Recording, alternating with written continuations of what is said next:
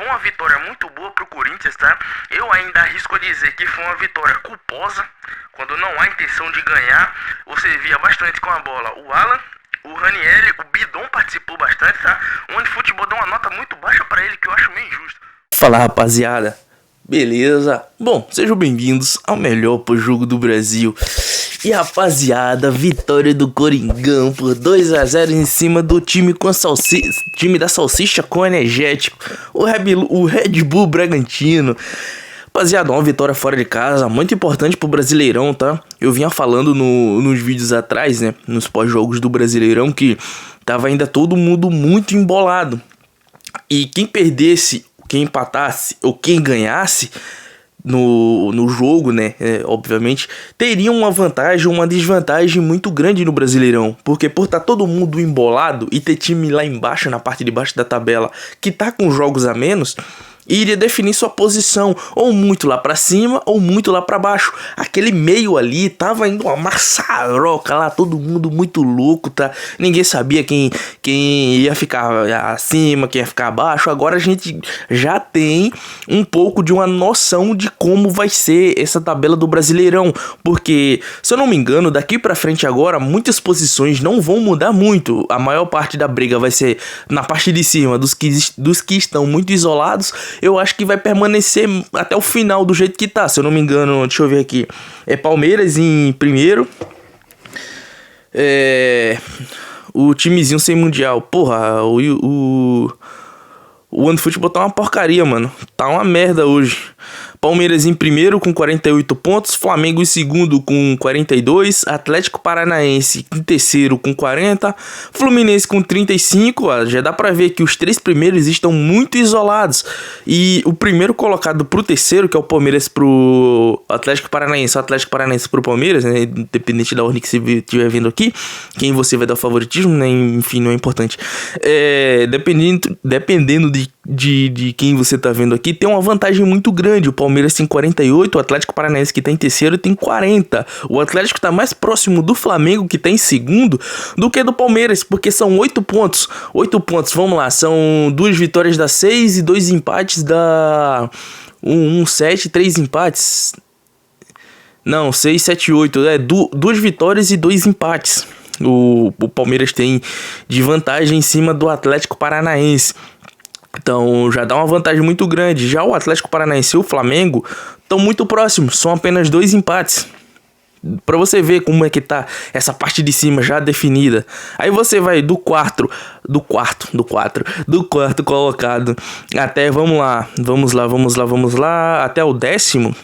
Não, aqui já começa a ficar bem embolado. O Fluminense tem 35, o Corinthians, que tá em sétimo, obviamente, o timão, né, porra, tem 32, então são 3 pontos, é uma vantagem só de... uma vitória, no caso, de vantagem, né? O Cruzeiro, que tá em quinto, tem 33 pontos, 1 ponto a mais. A mesma coisa o Bahia, tem 33, 1 ponto a mais. Aí o Corinthians com 32, o Bragantino com 31. E aqui já fica bem embolado de novo, rapaziada. Porque Botafogo tem 30, Coritiba tem 30, Atlético Mineiro tem 29, aí São Paulo tem 26. Daí já dá 3 pontos de diferença do 11º pro 12º. 13º também, 26. Grêmio com 25 em 14º, 14º. Salve, Croix. Mirassol em 15º com 23 pontos, que já é a parte de baixo da tabela. Já dá uma meio embolada, mas de 23 pontos para 32 são quase 10 pontos de diferença. Então foi uma vitória muito boa pro Corinthians, tá? Eu ainda arrisco a dizer que foi uma vitória culposa, quando não há intenção de ganhar. Foi um jogo bem monótono, para falar a verdade. Monótono, não sei dizer, mas foi um jogo bem espelhado. O Bragantino estava jogando muito parecido com o Corinthians, um time que buscava ter a posse de bola, embora não tinha, né? A maior posse de bola foi do Corinthians, como podemos ver aqui. Cadê, né, uma visão geral? Vamos lá, posse de bola, Corinthians com 52% e o Bragantino com 48%. É bem equilibrado, mas quem assistiu o jogo viu que o Corinthians tinha a maior parte do tempo a posse de bola, né? Eu acho que isso aqui foi mais no finalzinho ali, uma parte ali no finalzinho do primeiro tempo e do segundo tempo, tá?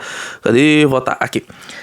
Mas eu senti que foi um jogo bem espelhado. O Bragantino e o Corinthians estavam jogando muito parecidos. Porém, o Corinthians tinha uma diferença muito grande, que era no meio campo. Tinha um jogador a mais, tinham 4 jogadores no meio campo, que quem estava assistindo o jogo percebeu que você via bastante com a bola o Alan, o Ranieri, o Bidon participou bastante, tá?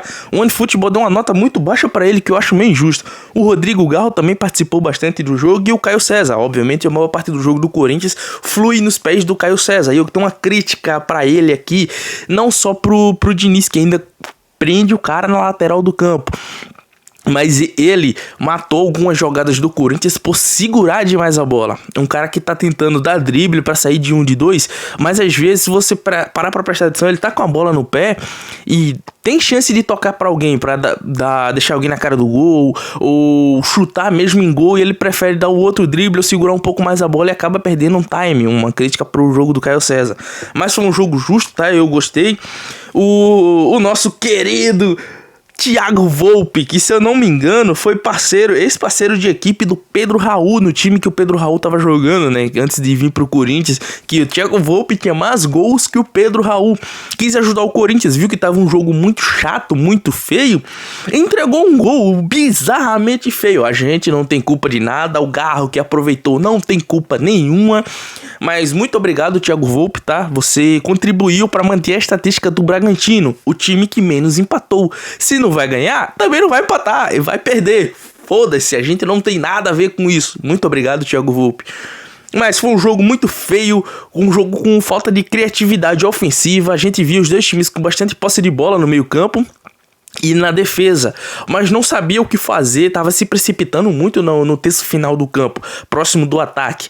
Um jogo feio, tá? Eu vou falar isso de novo, um jogo muito feio ofensivamente. Defensivamente, foi um jogo que quem é corintiano gostou de ver o Corinthians com a posse de bola, o Corinthians ditando o ritmo da partida, o Corinthians controlando, sabendo o que fazer na parte... Não na parte final, na parte inicial do campo, do meio campo pra trás, mais do meio campo pra frente, mais uma vez, faltou muita ofensividade, beleza, a gente não tem um centroavante, se eu não me engano, eu tenho uma noção no caso, né, pra falar a verdade, que esse estilo de jogo é características que favorecem o Yuri Alberto. Porque é um jogo que tem muita posse de bola e faz com que o Yuri Alberto volte muito para atrair a marcação para o meio campo, para ele explodir nas costas da defesa no contra-ataque. E o Pedro Raul não tem essa característica. Por mais que eu reclame que o Yuri Alberto seja um bagre em relação a segurar a bola, a não saber fazer pivô, a não saber tocar, mas essa é uma característica dele que é muito boa pro time e o estilo de jogo do Corinthians, que faz ele voltar muito pra tocar com alguém, só pra puxar a marcação pra ele, e ele acabar explodindo num contra-ataque muito rápido nas costas da defesa. E já com o nosso saudoso atacante de 2 metros de altura, que tem 1,96, se eu não me engano, acho que é 1,96, Pedro Raul, que sua maior característica, né, saber ser bonito, né, fora isso, horrível, mas quem sou eu pra falar do cara, né, que basicamente definiu o placar do jogo, né, fez um gol na sua características, na sua maior característica, que é o gol de cabeça, que, igual o narrador falou, né, só precisou de um toque pra definir um jogo.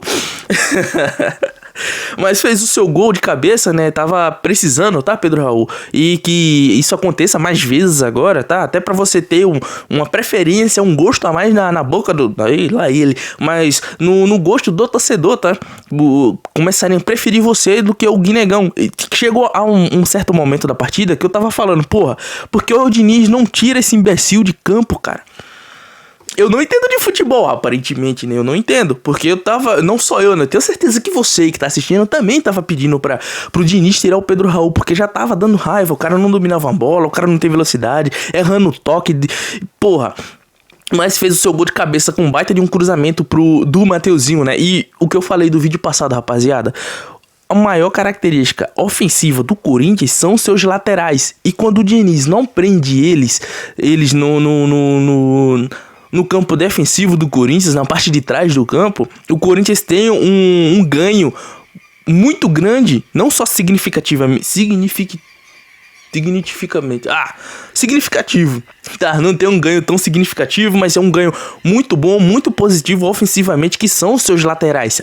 Ainda falta isso pro Diniz soltar o Bidu do lado esquerdo, mas com o Mateuzinho funcionou. Eu tava assistindo ainda há pouco, né, uma parte do vídeo do pessoal dos moleques aí da Arena Fiel, Papo Fiel, né? Acho que é Arena Fiel o nome do canal deles, que é o Deco e o Guta, né? Talvez você assista eles, talvez não, tá? Mas eles falaram que o Mateuzinho foi o melhor jogador em campo. Eu também achei. Não perdeu a cabeça. Isso pra mim já é um ponto muito positivo. Uma coisa que eu venho martelando. O Mateuzinho é um jogador, parece que é muito emotivo, que fica pilhado muito fácil. E eu não gosto disso. Eu não gosto de jogador que perde a cabeça muito fácil, porque ele acaba pilhando os outros jogadores do time também. Às vezes você tem um jogador que tá calmo, mas vê um cara do seu time ele pilhado brigando com todo mundo, você vai querer defender o cara. E o Mateuzinho ficando pilhado deixa o resto do time também muito pilhado, muito puto. Então, ele tendo esse controle mental, sentimental, podemos se dizer assim, né? Emocional, no caso, né? Um controle emocional muito grande faz o time também ter uma calma.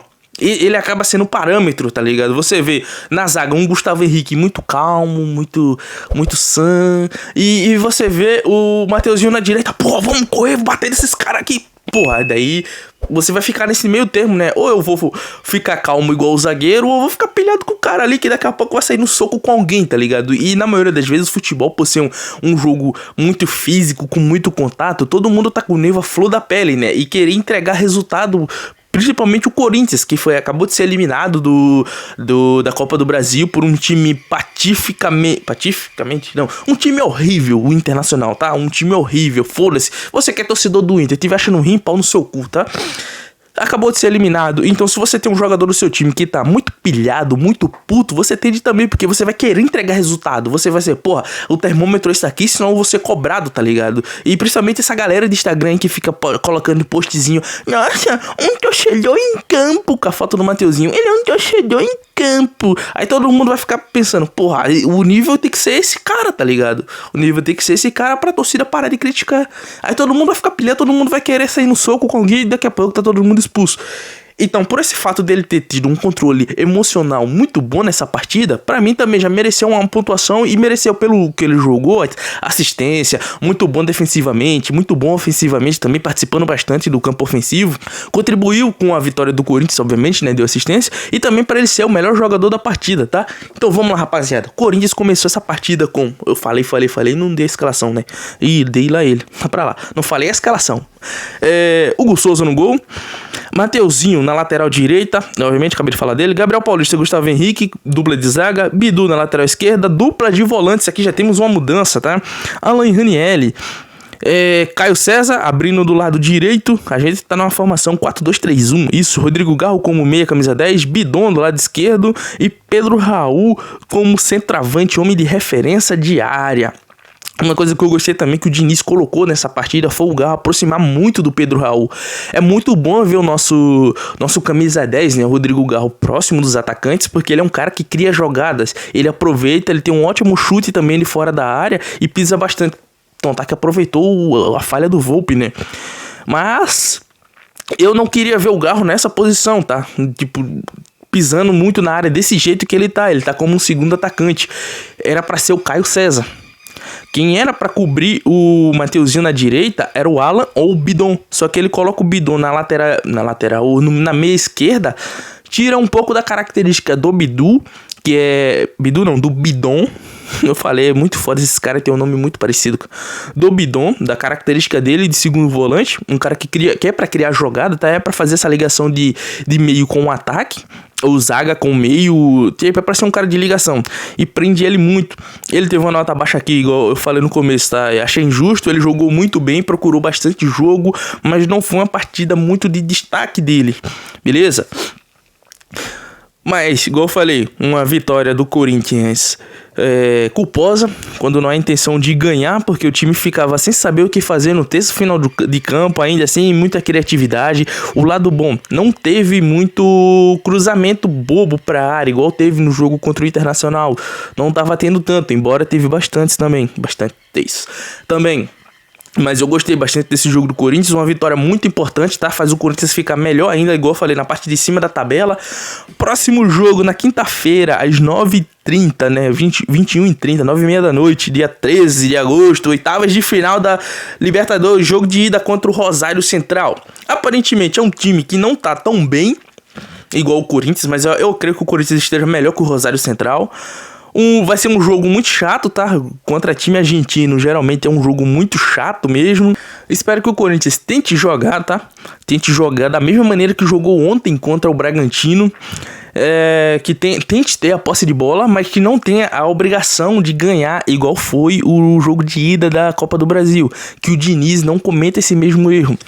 Gostei dessa escalação que ele colocou hoje, o Alan jogando do lado do Ranieri. Melhorou muito a saída de bola, melhorou muito a posição dos meios campistas, a posição do Corinthians em si em campo, né? O controle com o Alan ficou melhor. Aí ele deixou o Ranieri mais para fazer marcação, uma coisa que eu gostei, embora o Alan voltava bastante pro meio dos zagueiros ali para começar as jogadas. Mas eu acho, né, que essa é a função perfeita do Alan, tá? É um cara que faz o trabalho sujo e não é visto. Ele sabe fazer muito bem isso daí do que a posição que o Diniz vinha colocando para fazer o box to box que o André fazia. O Alan se perde quando é para fazer essa função, tá? Eu creio que o Ranieri consegue fazer melhor, até porque mesmo é um cara, não é um cara tão velocista, mas é um cara que sabe dar um drible ali, sair de um marcador ou outro. Mas erra muito no toque de bola. E com o Alan já melhorou bastante isso. Nossa, quem diria, cara? Eu falando bem do Alan. Então, o próximo jogo contra o Rosário Central, quinta-feira, 9h30 da noite. Jogo de ida, tá? Jogo de ida lá na Argentina, lá em Rosário. Vai ser um jogo muito difícil. A gente sabe que jogo contra time argentino é foda. Mas espero que essa eliminação contra o Internacional na Copa do Brasil seja um termômetro pro Diniz saber o que é que ele deve fazer ou não, tá? Então, vai ser difícil esse jogo da Libertadores, não só esse, mas os próximos. O Corinthians ficou com um campeonato muito mais difícil agora, uma Copa muito mais difícil. Mas, se tivermos que abrir mão da Copa do Brasil para ganhar a Libertadores, Diniz, que seja feita a tua vontade, tá? No começo do ano eu falei que eu queria que o Corinthians ganhasse tudo que estivesse disputando. Mas se os deuses do futebol, né, se os astros se aliaram para eliminar o Corinthians da Copa do Brasil para ser campeão da Libertadores, que seja muito bem-vindo, tá? Que seja muito bem-vindo. Então, rapaziada, o jogo é quinta, provavelmente eu vou gravar na sexta, sábado eu posto o vídeo. Tô gravando aqui na segunda, provavelmente eu vou soltar esse vídeo amanhã na terça. Então, fiquem todos com Deus, tá? Até uma próxima, até sábado. E vai Corinthians, caralho!